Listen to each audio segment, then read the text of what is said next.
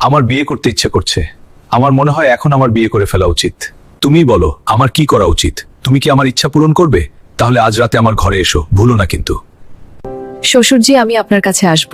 আপনি যা চান তাই করতে পারেন, আমি আপনার প্রতিটি ইচ্ছা পূরণ করব। বৌমা, তুমি যদি আমার ইচ্ছা পূরণ করতে থাকো তাহলে আমি তোমাকে সবকিছু দেব, আমার সম্পদ, আমার সম্পত্তি। দিল্লির এক বৃদ্ধ ব্যক্তি রামশঙ্কর তার ছেলে অর্জুনকে বিদায় জানাচ্ছিলেন। অর্জুন দুবাইতে চাকরি পেয়েছে। যাওয়ার সময় অর্জুন তার সুন্দরী স্ত্রী প্রীতিকে তার বাবার জিম্মায় রেখে গেল। রামশঙ্করের চেহারা খুশিতে উজ্জ্বল ছিল। অর্জুন স্ত্রীর হাত ধরে তার বাবাকে বলল, বাবা, প্রীতির খেয়াল রেখো, ও খুব আবেগপ্রবণ। রামশঙ্কর বললেন, বেটা, চিন্তা করো না, আমি প্রীতিকে নিজের মেয়ের মতোই ভালোবাসব। অর্জুন প্রীতিকে জড়িয়ে ধরে বিমানবন্দরের দিকে রওনা হলো। পরদিন প্রীতি যখন শ্বশুরকে চা দিচ্ছিল তখন রামশঙ্কর বললেন, বৌমা, এখানে এসে আমার কাছে বসো, তোমাকে কিছু বলার আছে। রামশঙ্কর বললেন, বৌমা, জানি না কেন, তবে ইদানিং আমি খুব একাকী বোধ করছি। আমি চাই কেউ আমার সাথে থাকুক, আমার একাকিত্ব ভাগ করে নিক এবং আমাকে খুশি রাখুক। আমার মনে হয় আমার আবার বিয়ে করা উচিত। প্রীতি মৃদুস্বরে বলল, বাবা, আপনি এসব কি বলছেন? আমি তো আছি আপনার খেয়াল রাখার জন্য, আপনাকে খুশি রাখার জন্য। আপনি যা বলবেন আমি তাই করব। রামশঙ্করের মুখে হাসি ফুটে উঠল। তিনি উঠে ধীরে ধীরে প্রীতির কাছে বসলেন। তিনি প্রীতির কাঁধে হাত রেখে বললেন, ঠিক আছে বৌমা, দেখি আমাকে খুশি করার জন্য তুমি কি করতে পারো। প্রীতি হালকা হেসে বলল, বাবা, এত তাড়া কিসের? এখন তো আমরা দুজনেই এই বাড়িতে একা। আমি আপনাকে রাতে একটা বিশেষ উপহার দেব। একথা বলে সে চায়ের কাপ তুলে রান্নাঘরে চলে গেল। রামশঙ্কর তার যাওয়ার পথের দিকে তাকিয়ে হাসছিলেন। এখন তিনি প্রায়ই লুকিয়ে লুকিয়ে প্রীতির দিকে তাকাতেন। যখন সে ঘর ঝাড়ু দিত, কাপড় ধুত বা বাড়ির কাজ করত, তখন তিনি বলতেন, বৌমা, ওড়নাটা সরিয়ে নাও, যাতে কাজ করতে সুবিধা হয়। রামশঙ্করের দৃষ্টি শিকারীর মতো তার ওপর নিবদ্ধ ছিল। এক রাতে তিনি ধীরে ধীরে নিজের ঘর থেকে বেরিয়ে প্রীতির ঘরে গেলেন। প্রীতি আয়নার সামনে দাঁড়িয়েছিল। তার আঁচল ধীরে ধীরে কাঁধ থেকে খসে পড়ছিল। হঠাৎ পায়ের শব্দ শুনে প্রীতি চমকে উঠল। সে ভয়ে ভয়ে পেছনে ফিরে বলল, বাবা, কি হয়েছে? আপনার কি কিছু লাগবে? রামশঙ্কর ধীরে ধীরে এগিয়ে এলেন, কিন্তু হঠাৎ তার পা পিছলে গেল। তিনি ইচ্ছাকৃতভাবে পড়ে যাওয়ার ভান করলেন। তিনি সোজা প্রীতির বাহুতে পড়লেন এবং দুজনেই বিছানায় লুটিয়ে পড়লেন। প্রীতির হৃৎস্পন্দন বেড়ে গেল। সে ভয়ে ভয়ে উঠে আঁচলটা ঠিক করে নিয়ে বলল, বাবা, এটা কি ছিল? রামশঙ্কর ধীরে বললেন, বৌমা, আমাকে মাফ করে দাও, আমার পা পিছলে গিয়েছিল। আসলে আমি শুধু আমার ওষুধ চাইতে এসেছিলাম, কোথায় রেখেছ? কিন্তু তার চোখে তখনও সেই রহস্যময় দীপ্তি ছিল। প্রীতির মনে ঝড় উঠছিল। সে তাড়াতাড়ি বলল, বাবা, আপনি নিজের ঘরে যান, আমি ওষুধ নিয়ে আসছি। এবং সে দ্রুত ঘর থেকে বেরিয়ে গেল। সন্ধ্যায় প্রীতি যখন ভিডিও কলে তার স্বামী অর্জুনের সাথে কথা বলছিল, তখন তার কণ্ঠে সেই পুরনো ভালোবাসা ছিল, সেই একই স্নিগ্ধতা। সে তার কথায় অর্জুনকে হাসাতো, কখনো নতুন কাপড় পরত, কখনো ভিডিও বানিয়ে অর্জুনকে পাঠাতো। সে হাসতে হাসতে অর্জুনকে চুমু দিত এবং মনের কথা বলতো। কিন্তু সে জানত না যে রামশঙ্কর জানলার আড়াল থেকে এসব দেখছিলেন। তার চোখে কামনার আগুন জ্বলে উঠল এবং তার চেহারা রাগ ও হিংসায় লাল হয়ে যাচ্ছিল। তিনি চুপচাপ সেখান থেকে সরে গেলেন, কিন্তু তার মনে অন্য কিছুই চলছিল। পরদিন প্রীতি নিজের ঘরে মোবাইলে ব্যস্ত ছিল। হঠাৎ বাইরে থেকে কোনো মহিলার হাসির শব্দ এলো। সে অবাক হয়ে সঙ্গে সঙ্গে বাইরে বেরিয়ে এলো। রামশঙ্কর তার সামনে এক মহিলার সাথে হাসতে হাসতে কথা বলছিলেন। প্রীতি অবাক ও রেগে গিয়ে জিজ্ঞেস করল, বাবা, এই মহিলাকে? রামশঙ্কর শান্তভাবে উত্তর দিলেন, বৌমা, কেন? আমি কি তোমাকে বলিনি যে আমি আবার বিয়ে করতে চাই? এই ভদ্রমহিলা প্রস্তাব নিয়ে এসেছেন। আমি তাকে বলেছি আমার জন্য একটি ভালো সুন্দরী স্ত্রী খুঁজে দিতে। তার কণ্ঠে এক অদ্ভুত গর্ব আর প্রশান্তি ছিল। এসবই ছিল এক চাল, যেন রামশঙ্কর জেনে শুনে প্রীতিকে বিরক্ত করছেন। প্রীতির মনে রাগ জমে গেল, তার মুখ লাল হয়ে গেল, কিন্তু সে কিছু না বলে নিজের ঘরে ফিরে গেল। প্রীতির মনে ঝড় বইছিল। সে চাইতো না রামশঙ্কর আবার বিয়ে করুক, কারণ সে রামশঙ্করের অঢের সম্পত্তি ও টাকা পয়সার কথা ভাবছিল। রামশঙ্করের বিয়ে হলে সব সম্পদ নতুন স্ত্রীর নামে হয়ে যাবে এবং প্রীতির হাত খালি থাকবে। এই ভয় তাকে রাতের অন্ধকারে রামশঙ্করের ঘরে নিয়ে এলো। হাতে এক গ্লাস দুধ নিয়ে দরজায় টোকা দিল। রামশঙ্কর বিছানায় শুয়েছিলেন। তার হাতে একটি পুরনো চিঠি আর কিছু ছবি ছিল, যা সে গভীর মনোযোগ দিয়ে দেখছিলেন। দরজার শব্দ শুনে সে সঙ্গে সঙ্গে চিঠি ও ছবিগুলো বালিশের নিচে লুকিয়ে নিল। প্রীতি ধীরে ধীরে ভেতরে এলো। তার কণ্ঠে এক অদ্ভুত নম্রতা ছিল। বাবা, আপনি নিশ্চয়ই ক্লান্ত, আমি কি আপনার মাথা মালিশ করে দেব? রামশঙ্কর চুপচাপ মাথা নাড়লেন।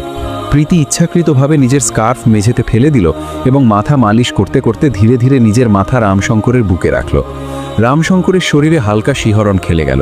তিনি ঘাবড়ে গিয়ে বললেন, বৌমা, এসব কি করছো? প্রীতি মিষ্টি স্বরে বলল, বাবা, আমি শুধু আপনার মনকে সান্ত্বনা দিচ্ছি, আমি আপনাকে খুশি করছি। আপনি চিন্তা করবেন না, যতক্ষণ আমি আছি আপনার দ্বিতীয় বিয়ের প্রয়োজন হবে না। রামশঙ্করের চোখে এক অদ্ভুত দ্যুতি দেখা দিল। তিনি প্রীতিকে বাহুর ডোরে ধরে নিচু গলায় বললেন, বৌমা, যদি তুমি আমার ইচ্ছা পূরণ করতে থাকো তাহলে আমি তোমাকে সব কিছু দেব, আমার সম্পদ, আমার সম্পত্তি। রামশঙ্কর ধীরে ধীরে উঠলেন। তার পদচ্ছেপের শব্দ নিস্তব্ধতায় হালকা আওয়াজ তুলছিল।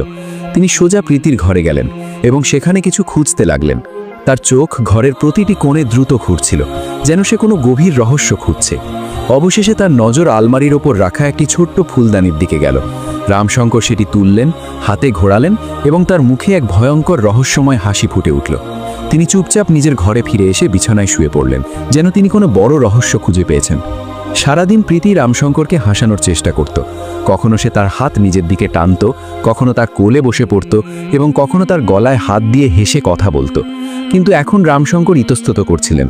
তার দৃষ্টি প্রীতির সাথে মিলত, কিন্তু তিনি সঙ্গে সঙ্গে মুখ ফিরিয়ে নিতেন, যেন তার মাথায় কোনো নতুন পরিকল্পনা ছিল। প্রীতির এই ঠান্ডা উদাসীনতায় প্রীতি বিভ্রান্ত হয়ে গেল, কিন্তু সে তার চালাকি চালিয়ে গেল। পরের রাতে প্রীতির ঘর থেকে যন্ত্রণাদায়ক কান্নার শব্দ এলো। শব্দগুলো এতই করুণ ছিল যে রামশঙ্কর, যিনি নিজের ঘরে পায়চারি করছিলেন, তা শুনে প্রীতির ঘরের দিকে দৌড়ালেন। তিনি দরজা খুলে ভীত গলায় বললেন, বৌমা, কি হয়েছে? কাঁদছো কেন? সব ঠিক আছে তো? তার কণ্ঠে উদ্বেগ ছিল। প্রীতি বিছানায় বসেছিল, তার মুখ কান্নায় ভিজেছিল। তার কান্নার আওয়াজ আরও বেড়ে গেল, যেন তার হৃদয় ভেঙে গেছে।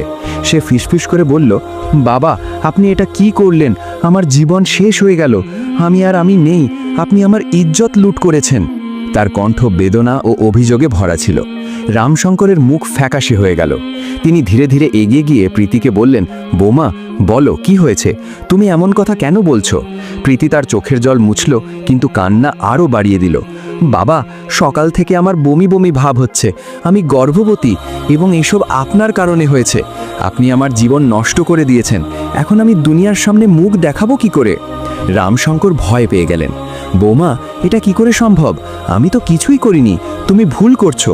তার কণ্ঠ পরিষ্কার ছিল, কিন্তু প্রীতি তাকে মাঝপথে থামিয়ে দিল। বাবা, মনে হচ্ছে আপনার স্মৃতিশক্তি খুব দুর্বল হয়ে গেছে। কাল রাতে আপনি ঘরে এসে সেই সব করেছেন যা একজন স্বামী তার স্ত্রীর সাথে করে, আর এখন আপনি নির্দোষ হবার নাটক করছেন।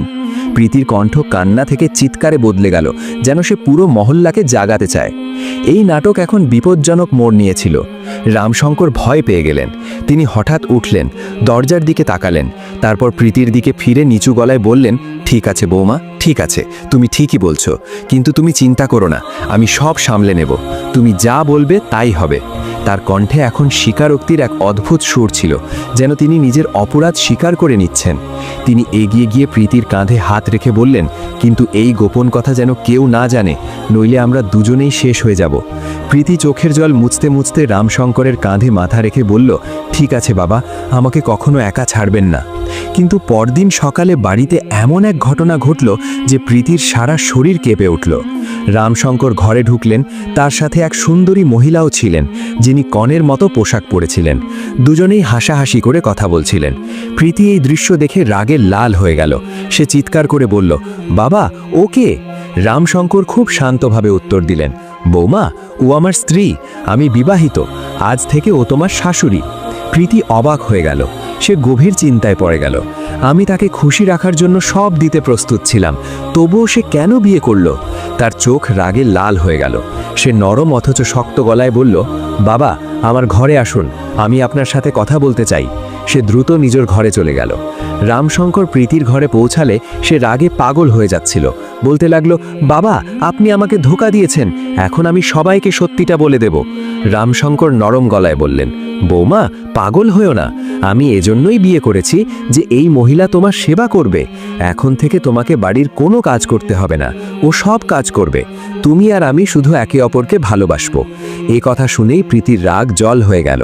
তার মুখে তৃপ্তি ও খুশির হাসি ফুটে উঠল। কিন্তু প্রীতি জানত না তার জীবনে এক ঝড় আসতে চলেছে যা তাকে ধ্বংসের কিনারায় নিয়ে যাবে। রামশঙ্করের নতুন স্ত্রী, যেই বাড়ির চাকরানির চেয়ে বেশি কিছু ছিল না, প্রীতির পায়ে মালিশ করত, তার মাথায় মালিশ করত এবং বাড়ির সব কাজ চুপচাপ করত। প্রীতির মনে হলো যেন সে তার চালাকিতে জিতে গেছে। প্রীতির মনে হলো যেন সে রামশঙ্করের সব সম্পত্তি নিজের মুঠোয় নিয়ে নিয়েছে। কিন্তু রামশঙ্করের মুখে এক অদ্ভুত নীরবতা ছিল। তার চোখে শীতলতা, তার আচরণের উদাসীনতা সব প্রীতিকে বিজতে লাগলো। তার মনে হলো তার সমস্ত চাল এখন ব্যর্থ হয়ে যাচ্ছে। রামশঙ্করের অজাত সম্পদ ও ক্ষমতা তার হাত থেকে ফসকে যাচ্ছে। একদিন যখন রামশঙ্কর তার নতুন স্ত্রীর সাথে অনেকটা সময় কাটাচ্ছিলেন, তখন প্রীতি তাদের নির্জনে থামালো। তার কণ্ঠে বিষ ছিল। বাবা, এসব কি হচ্ছে? আপনি আমার থেকে দূরে থাকেন কেন? আপনি আপনার স্ত্রীকে এত সময় দিচ্ছেন। আপনার কি সেই প্রতিশ্রুতির কথা মনে নেই যা আপনি আমাকে দিয়েছিলেন? রামশঙ্কর এক মুহূর্তের জন্য তার দিকে তাকালেন আর ঠান্ডা গলায় বললেন, প্রীতি, আমার কিছু মনে নেই। যা ইচ্ছা করো, আমি এখন তোমার কোনো কথা শুনব না। প্রীতির মুখ রাগে লাল হয়ে গেল। সে নিজের ঘরের দিকে দৌড়ালো। সে দরজা শক্ত করে বন্ধ করলো এবং কাঁপতে থাকা হাতে নিজের স্বামী অর্জুনকে ফোন করলো। তার কণ্ঠ ফিসফিসানি ও রাগে ভরা ছিল। অর্জুন, তুমি যেখানেই থাকো এক্ষুনি ফিরে এসো। আমার জীবন শেষ হয়ে গেছে, আমার ইজ্জত লুট হয়ে গেছে। তার কণ্ঠ ভেঙে আসছিল। তোমার বাবা, তিনি আমার সাথে সেই সব করেছেন যা তার করা উচিত হয়নি। তিনি আমাকে ভোগ করেছেন। অর্জুন, তিনি তোমাকে ইচ্ছা করে দুবাই পাঠিয়েছেন যাতে তিনি আমার সুযোগ নিতে পারেন। অর্জুনের কানে যেন বজ্রপাত হলো। তার শ্বাস দ্রুত হয়ে গেল। কাঁপতে থাকা গলায় বলল, কি বলছো? বাবা এমন করতে পারেন না, মিথ্যে বলো না। প্রীতি দীর্ঘশ্বাস নিল আর ঠান্ডা গলায় বলল, অর্জুন, আমি তোমাকে প্রমাণ পাঠাচ্ছি, নিজেই দেখে নাও। সে নিজের মোবাইল তুলল আর ভিডিওটি খুলল যেখানে সে রামশঙ্করের সাথে ঘরে ছিল। তার মাথা তার বুকে রাখা ছিল, সেই ভিডিও যা সে গোপনে ক্যামেরা অন করে রেকর্ড করেছিল। সেই ভিডিও অর্জুনের পুরো পৃথিবী ধ্বংস করে দিতে পারত। সে ভিডিওটি পাঠালো। অর্জুন ভিডিওটি দেখা মাত্র তার হৃদয় ভেঙে গেল। তার শ্বাস বন্ধ হয়ে গেল। তার চোখের সামনে অন্ধকার নেমে আসলো। সে কাঁপতে থাকা হাতে প্রীতিকে আবার ফোন করলো। প্রীতি, আমার জান, চিন্তা করো না, যত তাড়াতাড়ি সম্ভব আমি আসছি। শুধু একটু অপেক্ষা করো আমার প্রিয়া। অর্জুনের এই কথা শুনে প্রীতির চোখে আশার হালকা ঝিলিক দেখা গেল। পরদিন সকালে বাড়িটা ছিল বারুদের স্তূপের মতো। এটি ছিল কেবল একটি আগুনের স্ফুলিঙ্গ যা সবকিছু উড়িয়ে দেবে। রামশঙ্কর, তার স্ত্রী এবং প্রীতি খাবার টেবিলে নাস্তা করছিলেন। ঘরে পিনপতন নীরবতা ছিল। রামশঙ্করের মুখে চিন্তার ছাপ ছিল। হঠাৎ দরজার ঘণ্টা বাজল, বুকের ধরফড়ানি বাড়িয়ে দেওয়ার মতো শব্দ। প্রীতির শ্বাস আটকে গেল। রামশঙ্করের চোখে এক অদ্ভুত দ্যুতি দেখা দিল, যেন তিনি এই মুহূর্তটিরই অপেক্ষা করছিলেন। দরজার ঘণ্টা আবার বাজল। রামশঙ্কর উঠে দরজা খুললেন। অর্জুন তার সামনে দাঁড়িয়েছিল। তার চোখের রাগের আগুন এবং যন্ত্রণার স্ফুলিঙ্গ জ্বলছিল। প্রীতি লাফিয়ে উঠে দাঁড়ালো। সে দৌড়ে গিয়ে অর্জুনের গলা জড়িয়ে ধরল। সে জোরে জোরে কাঁদতে লাগলো। রামশঙ্কর গলা নামিয়ে বললেন, বেটা, তুমি এখানে কি করছো?